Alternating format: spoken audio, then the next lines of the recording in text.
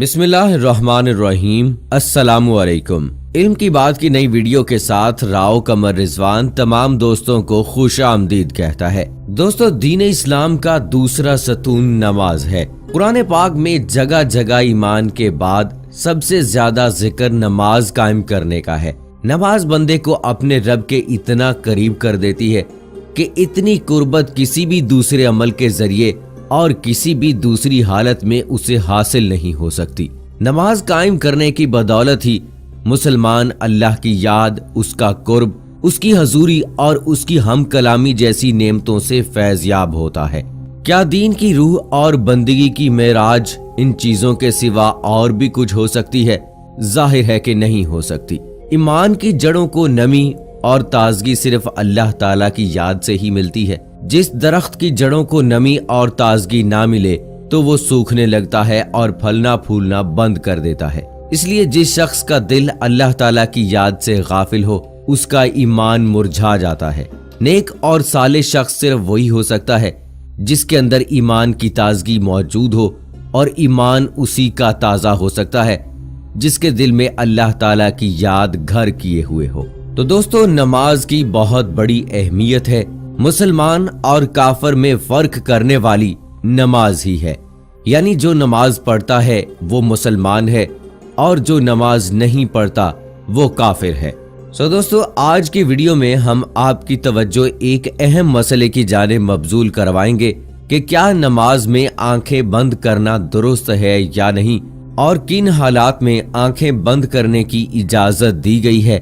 علماء نے اس حوالے سے کیا فرمایا ہے، آج کی ویڈیو میں آپ کو بتائیں گے۔ سو ویڈیو کو آخر تک ضرور دیکھیے گا، اور اگر آپ نے ابھی تک ہمارا چینل علم کی بات سبسکرائب نہیں کیا ہے تو ابھی سبسکرائب کریں اور ساتھ میں بیل آئیکن کو ضرور پریس کریں تاکہ لیٹسٹ اپلوڈ ہونے والی اسلامی اور معلوماتی ویڈیوز کا نوٹیفیکیشن آپ کو بر وقت ملتا رہے۔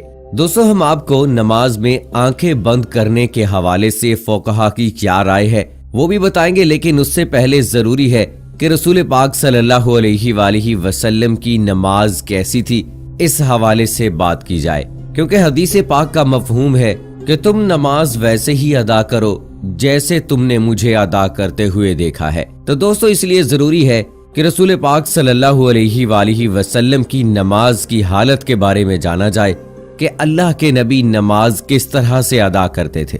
اللہ تعالیٰ کے محبوب بندوں میں انبیاء کرام علیہ السلام، صحابہ کرام رضوان اللہ اجمعین اور اولیاء کرام رحمت اللہ علیہ ہیں۔ اللہ تعالیٰ نے انہیں اپنی رحمت خاص سے نوازا اور انہیں مقام عبدیت سے سرفراز کیا۔ ان محبوب ہستیوں کی نماز میں بے پناہ محویت اور خشوع و خضوع تھا۔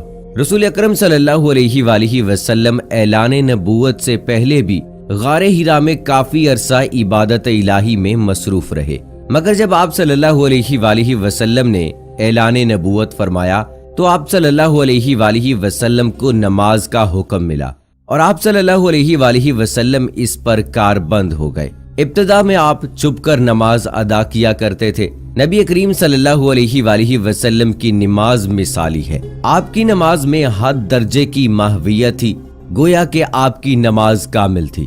آپ صلی اللہ علیہ وآلہ وسلم نفلی نمازوں میں بھی خشیت الہی سے اشک بار ہو جاتے اور اللہ تعالیٰ کی طرف اتنی لگن اور محبت سے متوجہ ہوتے کہ دنیا کے ہر خیال سے بے نیاز اور بارگاہ رب العزت کے بالکل قریب ہو جاتے۔ اللہ تعالیٰ کے حضور آپ صلی اللہ علیہ وآلہ وسلم جیسی کامل اور مقبول نماز نہ کوئی پڑھ سکا اور نہ کوئی پڑھ سکے گا۔ آپ تہجد پڑھا کرتے تھے، اور شروع میں آپ صلی اللہ علیہ وآلہ وسلم پر نماز تہجد فرض تھی۔ اس کے کچھ عرصے کے بعد صبح و شام آپ صلی اللہ علیہ وآلہ وسلم نے 2 رکعتیں پڑھنا شروع کر دیں۔ اس کا ذکر قرآن پاک میں یوں ہوا ہے، صبح و شام اپنے پروردگار کا نام یاد کیا کرو، اور رات کے وقت دیر تک اس کو سجدہ کیا کرو، اس کی تسبیح کیا کرو۔ مفسرین کا کہنا ہے کہ رات کو اٹھ کر دیر تک نماز پڑھنے کا حکم 1 سال تک باقی رہا۔ اس کے بعد رات کی نماز فرض کی بجائے نفل ہو گئی۔ تہجد کے نفل ہو جانے کے بعد بھی حضور اکرم صلی اللہ علیہ وآلہ وسلم شب میں کثرت سے نماز پڑھا کرتے تھے اور بڑی قرات کیا کرتے تھے۔ بعد میں جب 5 نمازیں باجماعت فرض ہو گئیں تو آپ صلی اللہ علیہ وآلہ وسلم نے آخری دم تک اس فریضے کو بڑے احسن طریقے سے سر انجام دیا۔ آپ صلی اللہ علیہ وآلہ وسلم کی نماز میں اتنی عاجزی اور خشوع و خضوع ہوتا کہ اس کی مثال نہیں ملتی۔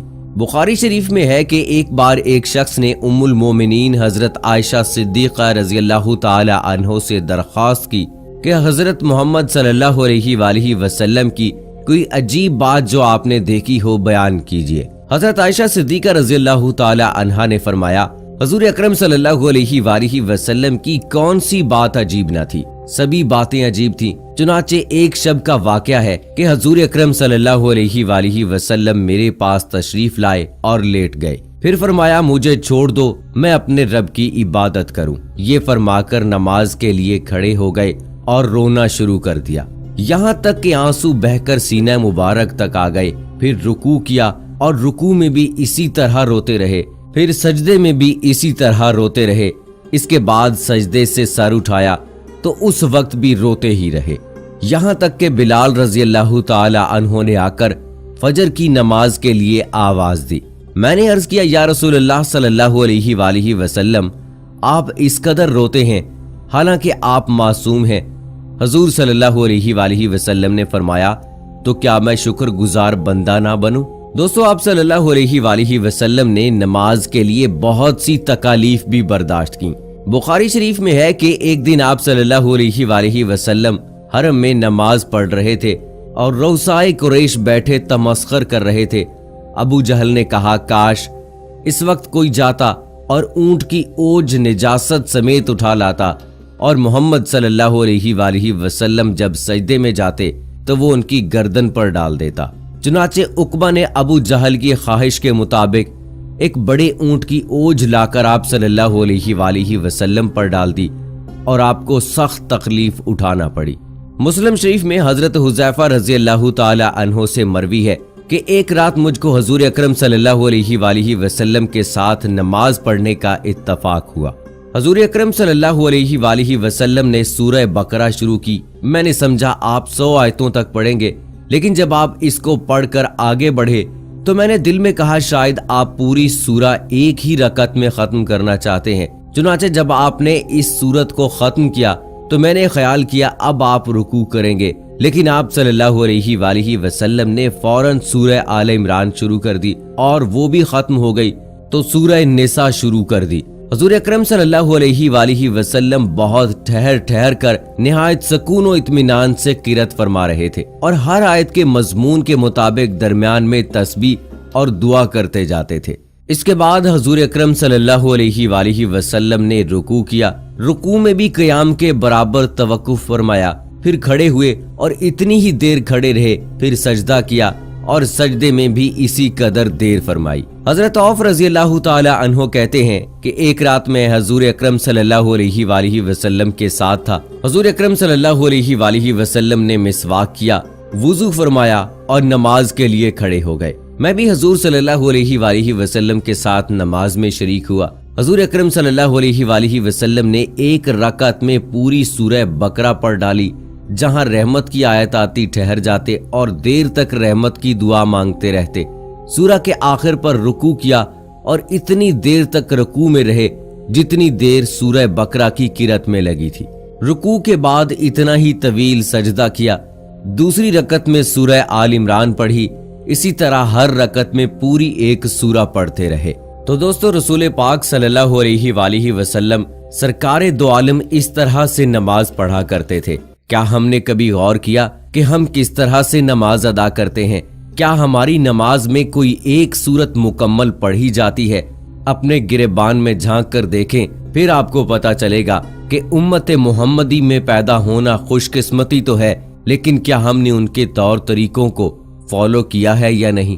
تو دوستو، اب بات کرتے ہیں کہ کیا نماز میں آنکھیں بند کرنا صحیح ہے یا نہیں۔ اس حوالے سے فقہا نے کیا فرمایا ہے؟ اہل علم متفقہ طور پر نماز میں بلا ضرورت آنکھیں بند کرنے کو مکروہ کہتے ہیں۔ چنانچہ الروز کے مؤلف نے صراحت کے ساتھ یہ لکھا ہے کہ یہ یہودیوں کا عمل ہے۔ اسی طرح تحفۃ الملوک کے مؤلف نے بھی اس کے مکروہ ہونے کی صراحت کی ہے، لیکن انہوں نے کسی قسم کی ضرورت ہونے یا نہ ہونے کا ذکر نہیں کیا۔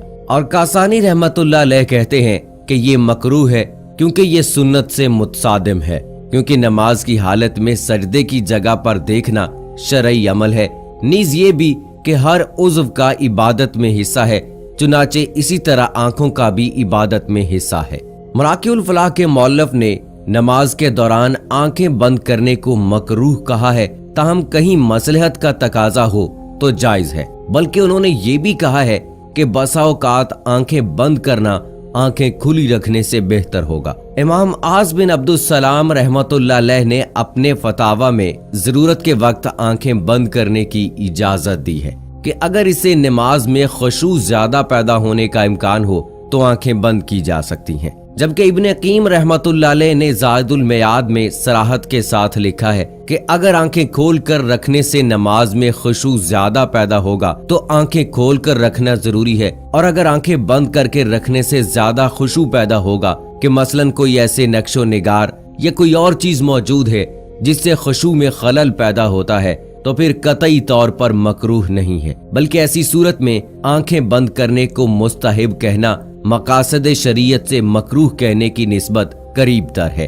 वल्लाहु आलम। तो दोस्तों, फुकहा के फरमान के मुताबिक हमने देखा कि क्या नमाज के दौरान आंखें बंद की जा सकती हैं या नहीं। बहरहाल बेहतर तो ये है कि आंखें खोलकर नमाज पढ़ी जाए, क्योंकि नमाज पढ़ने के दौरान सजदे की जगह पर देखना जरूरी है। सो दोस्तों, आखिर में अल्लाह से दुआ करते हैं कि अल्लाह ताला हमें दीन की सही समझ अता फरमाए, हमारी नमाजों में खुशू व खुजू पैदा फरमाए, और जिस तरह से रसूल पाक सल्लल्लाहु अलैहि वसल्लम ने जिंदगी गुजारी है उन्हीं के नक्शे कदम पर चलने की तौफीक अता फरमाए, हमारा ईमान पर खात्मा फरमाए।